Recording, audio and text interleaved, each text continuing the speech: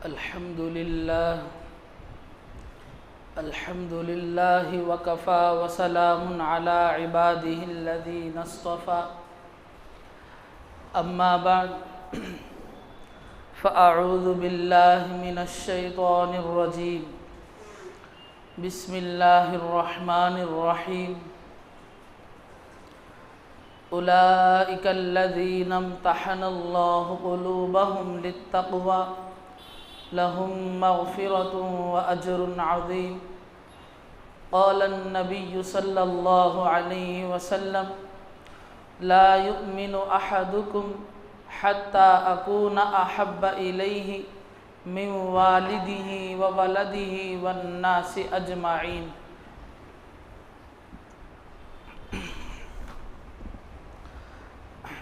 بزرگان محترم، بات چل رہی تھی حضرات صحابہ رضوان اللہ علیہم اجمعین کے بارے میں۔ ان میں سے جو سب سے جلیل القدر صحابی ہیں حضرت سیدنا صدیق اکبر رضی اللہ عنہ ہیں۔ گزشتہ جمعہ ان کے بارے میں ہجرت سے پہلے تک کی تقریباً باتیں بتا دی گئی تھی۔ اللہ تبارک و تعالی نے اپنے پیارے حبیب صلی اللہ علیہ وسلم کے لیے اس امت میں جس قوم کو صحابہ کے طور پر منتخب فرمایا ہے وہ بڑی برکتوں والی عظمتوں والی جماعت ہے۔ اس جماعت کا ہم پر اس قدر انعام و احسان ہے کہ ہم یوں کہہ سکتے ہیں اس دنیا کے اندر اللہ اور اس کے رسول کے بعد ہماری اس امت پر کسی کا سب سے زیادہ احسان ہے تو وہ حضرات صحابہ رضوان اللہ علیہم اجمعین کا ہے۔ اللہ کے بعد، اللہ کے رسول کے بعد حضرات صحابہ کا۔ کیوں؟ حضرات صحابہ ہی وہ ایسی جماعت ہے جس نے اللہ کے پیغام کو اپنے نبی کے زبان سے سیکھ کر، سمجھ کر، اس کو یاد کر کے، اس کی حفاظت کر کے ہم تک پہنچایا ہے۔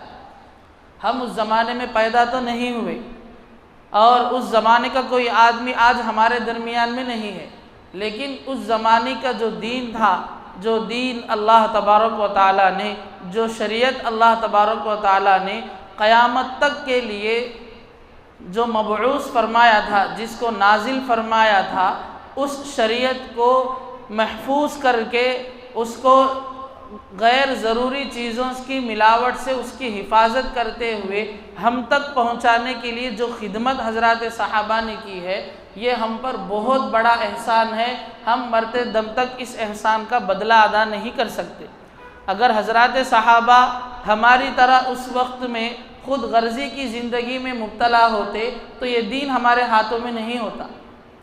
اللہ تعالیٰ نے کتنی قربانیاں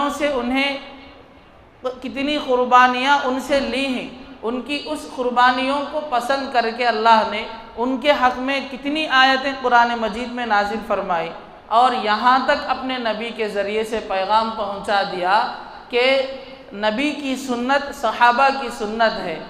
اللہ کے رسول نے خود فرمایا علیکم بسنتی وسنت الخلفاء الراشدین المہدیین، میری سنت صحابہ کی سنت ہے۔ اگر ہم دنیا کے اندر اللہ کے منشے کے مطابق زندگی گزار کے کامیاب ہونا چاہتے ہیں تو ہمیں صحابہ کی سیرت سے بھی واقف ہونا چاہیے۔ اس سے ہمیں معلوم ہوگا کہ دین کی خاطر حضرات صحابہ نے کیسی قربانیاں دی۔ ہمارے سامنے جب اللہ اور اس کے رسول کا پیغام آئے تو ہم کیسے قربانی دینا چاہیے۔ اب ہماری ذمہ داری آنے والی نسل کے لیے کیا ہے؟ حضرات صحابہ نے آگے آنے والی امت کا خیال کرتے ہوئے، اللہ پر ایمان لاتے ہوئے، نبی کی رسالت پر یقین کرتے ہوئے اتنی قربانیاں دی جس کی مثال آج تاریخ بھی پیش نہیں کر سکتی۔ اتنی قربانیاں دی ہیں۔ ان صحابہ میں سے سب سے بڑے جلیل القدر صحابی صدیق اکبر رضی اللہ عنہ ہے۔ گزشتہ جمعہ ان کے بارے میں یہ بات بتائی گئی تھی کہ ان کا نام اصل میں جو ہے عبداللہ تھا، لقب جو ہے صدیق و عتیق تھا۔ یہ لقب اللہ کے رسول کی طرف سے انہیں ملا تھا، اور وہ جو ہے اللہ کے رسول پر سب سے پہلے آزاد لوگوں میں کوئی ایمان لائے تھے تو سب سے پہلے ایمان لانے والے صدیق اکبر رضی اللہ عنہ ہیں۔ اور یہاں تک ان کے بارے میں بھی بتایا گیا تھا کہ وہ اس دور میں ایمان کی دعوت کے لیے تیار ہو گئے جس دور میں جو بھی آدمی اپنی زبان سے کلمہ توحید کا نعرہ پیش کرتا تو اس کی جان ختم کر دی جاتی تھی۔ حضرت بلال رضی اللہ عنہ کے بارے میں، حضرت سمیہ رضی اللہ عنہا کے بارے میں کتنے واقعات ہم سنتے ہیں۔ جب کفار و مشرکین کو معلوم ہوا کہ اس فلاں آدمی نے دین اسلام کی دعوت کو قبول کر لی ہے تو فوراً ان کے ساتھ کیا رویہ ہوتا تھا۔ تاریخ کے اندر دیکھیں گے تو حضرت بلال رضی اللہ عنہ کا واقعہ بہت مشہور ہے۔ انہیں تپتی ہوئی زمین پر، ریتیلی زمین پر، عرب کی گرمی بہت مشہور ہے۔ ہم اس علاقے کی گرمی کو برداشت نہیں کر سکتے۔ دھوپ میں، گرم وقت میں ہمارا قدم بغیر چپل اور بغیر جوتے کے اگر زمین پر رکھ دیے یا ہم نے اس کو ایک پالش والے پتھر پر رکھ دیے تو ہم اس کو برداشت نہیں کر سکتے، اس کی تپش کو اور اس کی تکلیف کو، اس کی گرمی اور اس کی حرارت کو۔ تو عرب کی گرمی ہماری اس علاقے سے بھی زیادہ بڑی گرمی ہے، اور وہاں پر جو ہے ریت ہوتی تھی، ریتیلی تھی اس زمانے میں، اور ریت بھی بہت گرمی کے وقت میں اور گرم ہو جاتی ہے۔ ایسی ریتیلی زمین پر انہیں کپڑوں سے ہٹا کر ننگے اس پر جسم پر لٹا کر ان کے اوپر جو ہے چٹانوں کو رکھا جاتا تھا، پیروں کو رسیوں سے باندھ کر، گھوڑے کو باندھ کر انہیں دوڑایا جاتا تھا، پیٹھ چھلنی ہو جاتی تھی، تکلیف سے تڑپایا جاتا تھا۔ اتنی کوشش ہوتی تھی کہ اس کے انتہا کی کوئی حد نہیں بیان کر سکتے، آخری درجے تک کوشش کر کے حضرات صحابہ کو تکلیف دیتے تھے۔ اتنی تکلیف کے بعد بھی صحابہ کی زبان سے اللہ اکبر، احد احد کا نعرہ نکلتا تھا، ایک اللہ پر ہی ایمان لانے کا نعرہ نکلتا تھا۔ کیسی قربانیاں انہوں نے اللہ کی دین کے لیے دی۔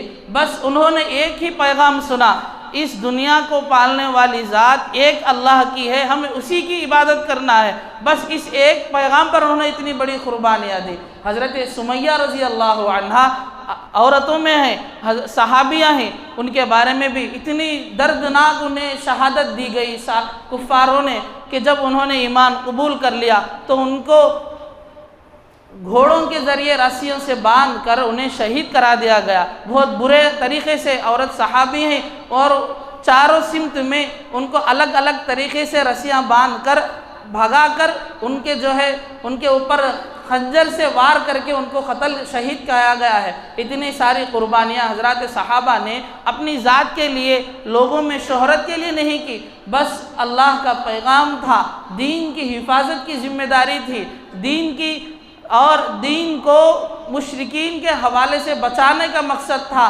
بس اسی مقصد کے خاطر انہوں نے اللہ تبارک و تعالیٰ کے ہر امتحان میں کامیاب ہوا۔ تو اتنی قربانیاں حضرات صحابہ کی ہوئی، تو صدیق اکبر رضی اللہ عنہ کے بارے میں بھی باتیں بتائی گئی۔ تو آخر میں یہ بات یہاں پر بات رکی گئی کہ ایک مرتبہ صدیق اکبر رضی اللہ عنہ کو اللہ کے رسول نے فرمایا کہ صدیق اکبر آپ تیار رہیے، کبھی بھی اللہ کی طرف سے ہمیں ہجرت کرنے کا حکم ہو سکتا ہے، کبھی بھی حکم ہو سکتا ہے، آپ تیار رہیے۔ یہ بات جب اللہ کے رسول نے صدیق اکبر رضی اللہ عنہ کو بیان فرما دی تو اس وقت سے صدیق اکبر رضی اللہ عنہ 2 اونٹنیوں کو سفر کے لیے تیار کرنے کے کام پر لگ گئے تھے، کھلانا پلانا ہر اعتبار سے تیار کر کے مضبوط بنانا۔ جب بھی اللہ کا حکم ہوا تو فوراً دونوں اونٹنیوں پر دونوں سوار ہو کر کے یہاں سے نکل جائے۔ یہ نوبت کیوں آئی اس وقت میں؟ اب تو 2 صحابیوں کے بارے میں بتایا گیا، وہاں دو صحابیوں کی بات نہیں، جو بھی آدمی اللہ کے رسول پر ایمان لاتا تھا، مرد ہو یا عورت، سب کے اوپر بہت ظلم ہوتا تھا۔ یہاں تک آخری حد بیان کر دی گئی کہ ایک مرتبہ اللہ کے رسول اپنے مکان میں آرام فرما رہے تھے، رات کا وقت تھا، گھر کا پورا محاصرہ کر لیا گیا، گھر کو پورا گھیر لیا گیا، اس ارادے سے نعوذ باللہ کہ وہ اللہ کے رسول کو آج کی رات دنیا سے رخصت کر دے، شہید کر دے۔ اللہ تبارک و تعالیٰ بھی اس دنیا کے مالک ہیں، اللہ کے ارادے کے بغیر اس دنیا کے اندر کوئی انسان کچھ نہیں کر سکتا، درخت کا پتا بھی ہل نہیں سکتا۔ اللہ تبارک و تعالیٰ کے لاڈلے اور پیارے نبی ہیں جن سے اللہ تبارک و تعالیٰ پورے عالم میں اسلام کا پرچم لہرانا چاہتے ہیں، تو کیسے اللہ تبارک و تعالیٰ اپنے حبیب کو کیسے چھوڑ سکتے ہیں؟ انہوں نے فوراً حضرت جبرائیل علیہ السلام کے ذریعے سے اللہ کے رسول کو یہ پیغام پہنچا دیا کہ اب رات میں ہجرت کر کے نکلنا ہے، حالات باہر اس طریقے سے ہو گئے ہیں۔ تو اللہ کے رسول صلی اللہ علیہ وسلم اپنی بستر پر حضرت علی رضی اللہ عنہ کو لٹاتے ہوئے ان کے اللہ کے رسول کے پاس جو مکہ کے لوگوں کی جو امانتیں، ان کی جو ذمہ داریاں ان کے پاس تھی، ہر ایک کو بتاتے ہوئے، ہر ایک کا ذکر کرتے ہوئے اللہ کے رسول صلی اللہ علیہ وسلم وہاں سے نکل گئے۔ اب سیرت کی کتابوں میں یہاں پر واقعہ ایسے بیان کیا گیا کہ جب گھر کے باہر نکلے تو پورا اطراف کفار و مشرکین راستہ گھیرے ہوئے تھے، اب کیا کرنا ہے؟ تو قرآن مجید کی آیت نازل ہوئی، وَجَعَلْنَا مِن بَيْنِ أَيْدِيهِمْ سَدًّا وَمِن خَلْفِهِمْ سَدًّا فَأَغْشَيْنَاهُمْ لَا يُبْصِرُونَ۔ اللہ کے رسول نے اس وقت میں اپنی مٹھی میں مٹی لے کر اس آیت کو پڑھتے ہوئے ان کے آنکھوں میں اچھالا۔ جب یہ لوگ اپنی آنکھوں کو مل رہے تھے، اس مٹی سے اپنے آنکھوں کو صاف کر رہے تھے، اس آیت کی تلاوت کرتے ہوئے اللہ کے رسول صلی اللہ علیہ وسلم ان کے سامنے سے وہاں سے نکل کر سیدھا صدیق اکبر رضی اللہ عنہ کے مکان پر تشریف لے جاتے ہیں۔ جب دستک ہوتی ہے تو فوراً سمجھ جاتے ہیں کہ اللہ کے رسول کا بلاوا آ گیا ہے، فوراً رات میں دونوں وہاں سے نکل جاتے ہیں، نکل کر کے راستہ طے کرتے ہیں۔ ایک جگہ غار ثور کے پہنچنے سے پہلے اللہ کے رسول صلی اللہ علیہ وسلم وہاں پر ابھی یہ جو اونٹنیاں تھیں، اس کے بارے میں صدیق اکبر رضی اللہ عنہ نے ایک بھروسے مند آدمی کو اونٹنیاں دے کر کے روانہ کر دیا تھا، فرمایا تھا کہ فلاں مقام پر ان اونٹنیوں کے لے کر کے آنا، ہم وہاں اپنے اونٹوں کو لے لیں گے۔ اس کے بعد وہاں سے وہ دونوں پیدل نکلے اپنے مکان سے، راستے میں راستہ چلتے چلتے ہمارے رسول صلی اللہ علیہ وسلم کے پیر زخمی ہو گئے تھے، پیروں سے خون نکل رہا تھا۔ صدیق اکبر رضی اللہ عنہ نے وہاں بھی اللہ کے رسول کی اتنی فکر کرتے ہوئے اللہ کے رسول کو اٹھا کر اپنے کندھوں پر بٹھا کر کے ان کو لے کر کے غار ثور کے اندر گئے۔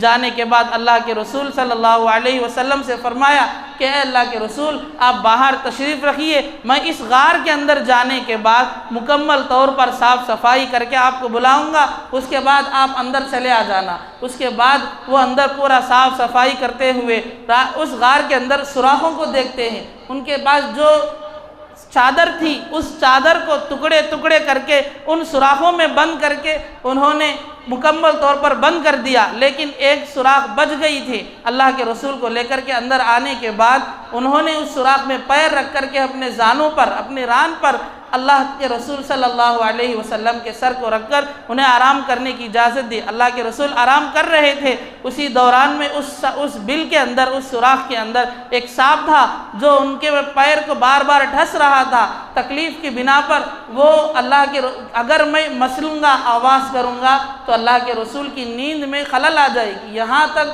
حضرات صحابہ کے دل میں اللہ کے رسول کے لیے عظمت اور محبت ہوتی تھی۔ اسی کو سامنے رکھتے ہوئے صدیق اکبر رضی اللہ عنہ نے اف تک نہیں کہا، آنکھوں سے آنسو نکل کر ایک آنسو کا قطرہ جب اللہ کے رسول کے گال پر پڑتا ہے تو فوراً آنکھ کھل جاتی ہے۔ جب اللہ کے رسول کو معلوم ہوا تو فوراً اپنا تھوک نکال کر کے ان کے اس زخم پر لگا دیتے ہیں جہاں سانپ کے بار بار ٹسنے کی وجہ سے زخم ہو گیا تھا۔ اس کے بعد یہ جو واقعہ مکمل پیش آنے کے بعد اس کے بعد اللہ کے رسول صلی اللہ علیہ وسلم ایک وقت کے بعد وہاں سے باہر نکل گئے، باہر نکل کر جانے لگے۔ اس سے پہلے اللہ کے رسول کو خبریں اطلاع ملی کہ کفار مکہ کے اندر کفار و مشرکین نے یہ اعلان کر دیا جو کوئی بھی محمد صلی اللہ علیہ وسلم کو یا صدیق اکبر جو ان کا ساتھی ہے ان کو پکڑ کر کے لائے گا اسے 100 اونٹ انعام میں دیے جائیں گے، بہترین اونٹ انعام میں دیے جائیں گے۔ تو کفار و مشرکین پیسوں کی لالچ میں آ کر اللہ کے رسول کی تلاش میں نکل گئے تھے۔ بڑے بڑے تجربے کار قدموں کی نشانیوں کو دیکھ کر راستہ پکڑنے والے لوگ بھی ایک گروپ بندی بن کر کے اللہ کے رسول کی تلاش میں نکل گئے تھے، نکل کر کے قریب پہنچ گئے ایک جگہ۔ دونوں بھی اللہ کے رسول اور صدیق اکبر رضی اللہ عنہ ایک اونٹ پر دونوں سوار ہو کر کے جب جا رہے تھے تو سامنے ایک کافر آ گیا۔ وہ کافر اللہ کے رسول کو پکڑ کر لے جانے کی غرض سے آیا تھا، تو اللہ تبارک و تعالیٰ نے اس وقت میں اپنی قدرت کا کرشمہ ایسے ظاہر فرمایا کہ اس کے اونٹ کے پیر زمین میں دھس گئے، وہ وہاں سے ہل نہیں سک رہا تھا۔ پھر اللہ کے رسول سے معافی مانگا تو پھر باہر آ گئے، پھر اس کی نیت بدل گئی تو پھر ایسے ہی ہوا۔ اس کے بعد اللہ کے رسول صلی اللہ علیہ وسلم وہاں سے حضرت صدیق اکبر رضی اللہ عنہ کو لے کر واپس ہو گئے۔ محترم بزرگوں، دوستوں، یہ جو واقعات بتائے جا رہے ہیں حضرات صحابہ کے بارے میں، یہ واقعات بتانے کا مقصد یہ ہے کہ ہمیں سمجھنا چاہیے کہ حالات کے اعتبار سے حضرات صحابہ نے اس دین کی حفاظت کے لیے، نبی کی حفاظت کے لیے، ایمان کی حفاظت کے لیے کس قدر قربانیاں انجام دی ہیں۔ ہمیں بھی اس قدر اپنے ایمان کو محفوظ کرتے ہوئے، اپنے ایمان کو مضبوط بناتے ہوئے ایسے حالات کا سامنا کرنا چاہیے۔ یہاں تک ہجرت کے بعد جب اللہ کے رسول صلی اللہ علیہ وسلم مدینہ منورہ تشریف لے گئے، وہاں جانے کے بعد یہ ہوا کہ مدینہ منورہ کے اندر لوگ سب ایمان قبول کر لیے، مدینہ کے اندر اسلامی ریاست قائم ہو گئی۔ یہ بات جب کفار و مشرکین کو، اہل مکہ کو پہنچی تو وہ لوگ وہاں سے پریشان ہونے لگے اور یہ پلاننگ کرنے لگے اگر ایسے ہی چھوڑ دیا جائے تو پورے عالم میں، مدینہ سے لے کر پورے عالم میں اسلام کی ہوائیں پھیل جائیں گی، ہر جگہ لوگ اللہ پر ایمان لانا شروع ہو جائیں گے، اب ہمیں کچھ نہ کچھ کرنا ہوگا۔ تو انہوں نے منصوبہ بندی کرتے ہوئے، عبداللہ بن ابی نامی ایک آدمی تھا مدینہ کے اندر، سب سے پہلے اللہ کے رسول کے آنے سے پہلے اس آدمی کو مدینہ والے حاکم بنانے کے لیے منتخب کر چکے تھے، تیار ہو گئے تھے کہ یہ آدمی اب ہمارا حاکم بنے گا۔ جب اللہ کے رسول کی آمد ہوئی مدینہ کے اندر تو لوگ پھر اس فیصلے کو بدل کر اللہ کے رسول کو اپنا حاکم بنا لیا۔ تو یہ بات اس کے دل میں چبھ رہی تھی کہ اس نبی کی وجہ سے میرا ایک بڑا مقام منصب چھوٹ گیا۔ تو یہ بطور نام کے صحابہ کے سامنے اپنے آپ کو مسلمان کہہ کر کے ہنستے مسکراتے پھرتا تھا، لیکن دل کے اندر پوری طرح سے کب اللہ کے رسول کو تکلیف پہنچائی جائے، کب صحابہ کو نقصان پہنچایا جائے، کب اسلام کو ختم کیا جائے، اس طریقے کی کوشش میں رہتا تھا۔ تو اہل مکہ جب ان کو اس کی اطلاع ہوئی تو اس کو اکسا کر منصوبہ بندی کر کے اللہ کے رسول صلی اللہ علیہ وسلم اور اللہ کے رسول کے صحابہ پر جنگ کرنے کے لیے، جہاد کرنے کے لیے پوری پلاننگ کر کے تیار ہو گئے تھے۔ جب اللہ کے رسول کو اطلاع ملی تو اللہ تبارک و تعالیٰ نے اس وقت میں جنگ کا بھی اعلان، جہاد کا بھی اعلان کیا تھا۔ محترم بزرگوں، دوستوں، جب بات آ گئی جہاد کی اور جنگ کی تو اس میں ایک تفصیلی بات سمجھنا ضروری ہے کہ پہلے زمانے میں، نبی کے زمانے میں جب اس طریقے کا مقابلہ ہوتا تھا تو اس وقت میں طریقہ یہ ہوتا تھا، دونوں طرف جو لوگ ہوتے تھے، ادھر والے اور ادھر والے، دونوں آپس میں پہلے بات کر لیتے تھے، یہ مسئلہ ہے، اس کو حل کرنا ہے، مصالحت کر کے حل کیا جائے یا کوئی اور طریقہ ہے۔ آخری طریقے تک بھی کچھ بھی اس کے لیے کوئی راستہ نہ نکلے تو اس وقت میں جنگ کے لیے، مقابلے کے لیے بات طے ہوتی تھی۔ تو اس وقت میں جو بھی آپسی میں مقابلہ، مدبھیڑ جنگ جو ہوتی تھی، اس وقت میں دونوں کو بھی علم ہوتا تھا کب ہونا ہے، کس وقت ہونا ہے، کس مقام پر ہونا ہے۔ ایسے ہی نہیں اپنی ذات کی نفع کے لیے، ایک ملک کا بادشاہ بننے کے لیے، لوگوں کی پراپرٹی ہڑپ کرنے کے لیے، اپنے دلی ارادے کے لیے اس طریقے سے نہیں ہوتا تھا۔ جو مقصد ہوتا تھا دونوں کے سامنے ہوتا تھا، اس کا حل بھی ہوتا تھا۔ اگر کچھ ناممکن ہو تو آخری وقت میں لڑائی کی بات آتی تھی۔ تو اس وقت میں ایسی ہی بات ہوئی اور وہ لوگ جو ہے آگے بڑھ کر اللہ کے رسول صلی اللہ علیہ وسلم اور صحابہ کے خلاف ہتھیار اٹھا کر کے آ گئے تھے۔ تو اللہ تبارک و تعالیٰ نے اب بھی اگر خاموش رہیں گے تو اب بھی جو ہے ایمان لوگوں کو اب تک صحابہ کو کتنی تکلیفیں دی گئی، صحابہ کو شہید کیا گیا، اب بھی اگر ایسا ہی رہا تو آگے چل کر کوئی بھی آدمی ایمان قبول کرنے کے لیے تیار نہیں ہوگا، ایمان کی حفاظت نہیں ہوگی، اپنی جان کی حفاظت نہیں ہوگی۔ اسی لیے اللہ تبارک و تعالیٰ نے اس وقت میں لڑائی کا بھی اللہ تبارک و تعالیٰ نے اعلان کر دیا۔ تو اس وقت جو تاریخ تھی 17 رمضان مبارک 2 ہجری میں جنگ بدر کا معرکہ ہوا، تو اللہ کے رسول صلی اللہ علیہ وسلم کے بارے میں سیرت میں لکھا گیا کہ اللہ کے رسول 12 غزوات کیے، 12 غزوات میں بھی صدیق اکبر رضی اللہ عنہ اللہ کے رسول کے شانہ بشانہ کھڑے ہو کر کے وہ اس میں برابر کا حصہ میں شریک رہے۔ یہاں تک بتایا گیا جب جنگ بدر کی تاریخ، جگہ سب طے ہو گئی تھی اور اللہ کے رسول صلی اللہ علیہ وسلم کو ایک پردوں کے ذریعے سے کمرے کی شکل بنائی گئی تھی، اس میں رکایا گیا تھا۔ رات کے وقت میں اللہ کے رسول صلی اللہ علیہ وسلم سجدے کی حالت میں، عبادت کی حالت میں اللہ کے سامنے روتے گڑ گڑاتے ہوئے دعائیں کر رہے تھے، روتے ہوئے گڑ گڑاتے ہوئے آواز باہر تک گونج رہی تھی۔ صدیق اکبر رضی اللہ عنہ ان کے اس وقت میں پہرے دار بن کر کے کھڑے ہوئے تھے، پوری رات سوئے بغیر ان کی حفاظت کے لیے کھڑے ہوئے تھے کہ جنگل میں اچانک کبھی بھی کوئی بھی دشمن کہیں سے بھی آ کر کے حملہ کر سکتا ہے، اور اس ارادے سے ان کی حفاظت کے لیے رات بھر باہر کھڑے ہو کر ان کی نگہداشت کر رہے تھے۔ اس وقت میں صدیق اکبر رضی اللہ عنہ کمرے کے اندر تشریف لے جا کر اللہ کے رسول سے کہتے ہیں کہ اے اللہ کے رسول، بس اب اتنا مت غم زدہ ہوجئے، آپ بس اتنا بھی زیادہ آپ پریشان مت ہوئیے، اللہ تبارک و تعالیٰ کی مدد ضرور ہمارے ساتھ ہوگی۔ بس ان کا یہ کہنا تھا۔ حضرت جبرائیل امین اللہ کے پیغام کو لے کر اللہ کے رسول تک پہنچے اور فرمایا کہ عن قریب ہوگی، دونوں طرف سے لڑائیاں ہوگی، سیہزم الجمع ویولون الدبر۔ قرآن مجید کی آیت اس طریقے سے پڑھی گئی، اس میں فرمایا گیا عن قریب لڑائی ہوگی، دونوں طرف مدبھڑ ہوگی، لیکن اللہ تبارک و تعالیٰ ایسی فتح مسلمانوں کو دیں گے کہ یہ لوگ کفار و مشرکین پیٹھ دکھا کر کے بھاگیں گے ایسے۔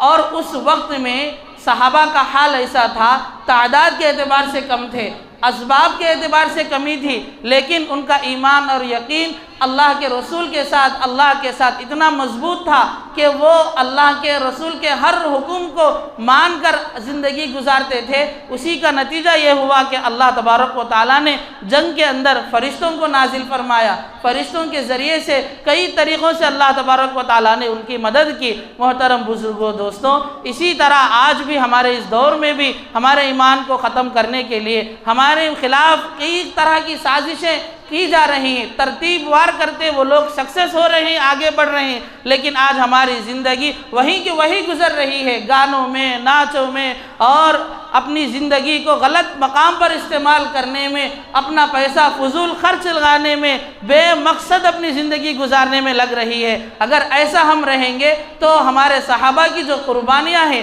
انہوں نے ایمان کے لیے جو امتحانات میں پار کیا، امتحانات کو طے کرتے ہوئے اپنے آپ کو کامیاب بنایا ہے، ہم اس سے بے دور ہوتے چلے۔ صحابہ کی تاریخ، ان کی سیرت ہمارے سامنے ہوتے ہوئے ہم اگر نہیں جاگیں گے تو ہمارا جینا بھی اس ملک کے اندر، اس دنیا کے اندر بہت مشکل ہو جائے گا۔ ہمارا تو جینا تو دور کی بات ہے، ہمارا ایمان بھی ختم ہو جائے گا۔ ہمیں اپنے ایمان کی حفاظت کے لیے اپنی زندگی کو بدلنا چاہیے، اپنی زندگی کے اندر تبدیلی لانا چاہیے، ہمیں اس غفلت کی زندگی سے جاگنا چاہیے۔ کئی قسم کی تحریکیں چلاتے ہوئے ان کی ایک تحریک یہ ہے کہ ہمارے ملک کے اندر لوگوں کو کم کپڑے پہنا کر ان کے اندر سے جو حیا ہے، حیا کو ختم کر دیا جائے تو ایمان بھی ختم ہو جائے گا۔ ایک حدیث کے اندر اللہ کے رسول نے فرمایا الحیاء شعبۃ من الایمان، حیا ایمان کا ایک بہت بڑا اہم حصہ ہے۔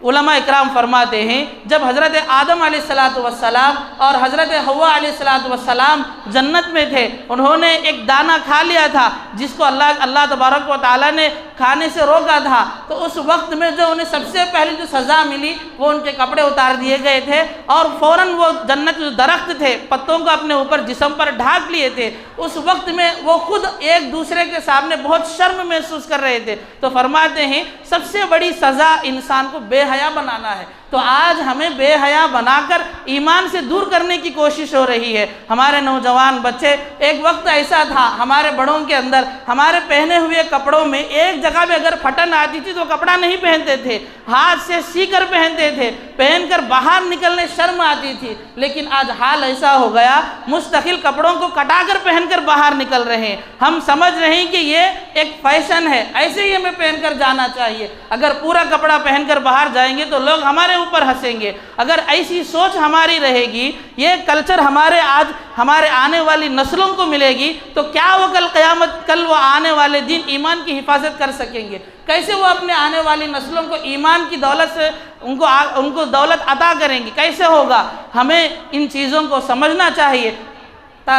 دین اسلام کے اندر، شریعت کے اندر مسئلہ یہ بتایا گیا، اگر مرد آدمی ہے تو اس کے لیے بتایا گیا کہ آخری درجہ اپنے جسم کو چھپانے کا ضروری درجہ جو ہے، ناف سے لے کر گھٹنے کے نیچے تک۔ اس کا مطلب یہ نہیں کہ بس یہی پہن کر پھرتے چلے، مطلب یہ ہے کہ یہ اہم حصہ ہے، یہ چھپانا ضروری ہے۔ اس کے ساتھ ساتھ بھی جسم کو بھی چھپانا ضروری ہے۔ عورتوں سے متعلق فرمایا گیا پورا جسم چھپانا ضروری ہے۔ لیکن آج ہمارے گھروں کے اندر جو معاشرہ ہمارا چل رہا ہے، ہر ایک کے سامنے بغیر پردے کے آنا، ہر ایک کے ساتھ اٹھنا بیٹھنا، ہنسی مذاق کرنا، بات چیت کرنا، دین اسلام کے اندر، قرآن مجید کے اندر اللہ تبارک و تعالیٰ نے کن کن لوگوں کے سامنے عورتوں کو آنے سے منع کیا ہے، مردوں کو کن کن سے سامنے آنے سے منع کیا ہے، یہ سب چیزوں کی طرف ہماری نگاہ ہونی چاہیے۔ ہمارے گھروں کے اندر ہمارے نوجوان لڑکے لڑکیاں، ان کا لباس کیسا ہو رہا ہے، ہمیں افسوس کے ساتھ کہنا پڑتا ہے ہمارا معاشرہ ایسا ہے۔ دینی تعلیم کے لیے جب ہمارے بچے پڑھنے کے لیے آتے ہیں